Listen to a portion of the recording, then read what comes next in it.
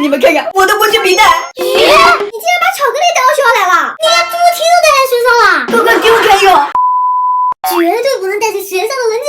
李二蛋，今天我的文具可是我珍藏已久，舍不得用的。我的文具可是跑了10家小卖部才买到的呢。那你们的文具都没有我的有意思。那咱们就来比比看，想来看我的。上了一上午的课，饿了怎么办？有请我的秘密法宝，噔噔，大猪蹄一个。你连猪蹄都带来学校了，快快给我看用！这可不能啃，因为这个猪蹄不能吃。其实呀，人家是一个文具笔袋，可以在里面装笔和橡皮擦，把它带到学校去，再也不会饿了。万一要是饿的话，闻一下就饱了。我才不喜欢吃这种咸猪蹄呢，我最喜欢吃的是巧克力。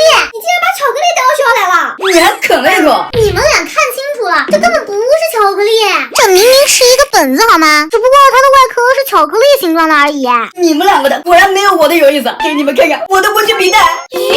看清楚了，这根本不是什么鱼，它的开口在嘴巴底下，打开之后就可以放文具了。怎么样，是不是可以以假乱真了？咦，小心老师给你没收了。对，给你们来看一下我的第2款文具，肉你都带来了，胆子也太大了吧！你们肯定猜不出来这是什么，这该不会也是个笔袋吧？这么小的笔袋你见过呀？再给你们一次机会，我知道了，它是个橡皮。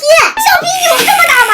其实呀，它是一个便利贴，随便撕下来一张，想贴在哪儿就贴在哪儿，这也太像真的了吧？我都没看出来是假的。那个时候啊，就多撕几张贴一贴啦。带你们来看另一个神奇的文具，切，你这不就是铅笔吗？我一眼就能看出来了。但是这个铅笔和普通的铅笔可不一样，这个铅笔啊是可以扭曲的铅笔啊，那笔芯不就折断了吗？对呀，这种铅笔啊，不管你怎么弯曲它，它的笔芯啊都不会被扭断的。看，本来就是这么柔软的，咱们啊还能给它打个结呢。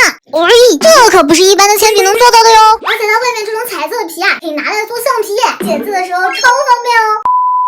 你们俩知道跟烤鱼最配的是什么吗？啤酒？那跟啤酒最配的是什么呀？是花生米。没错，我的鱼肚子里还有好多花生米呢。哇！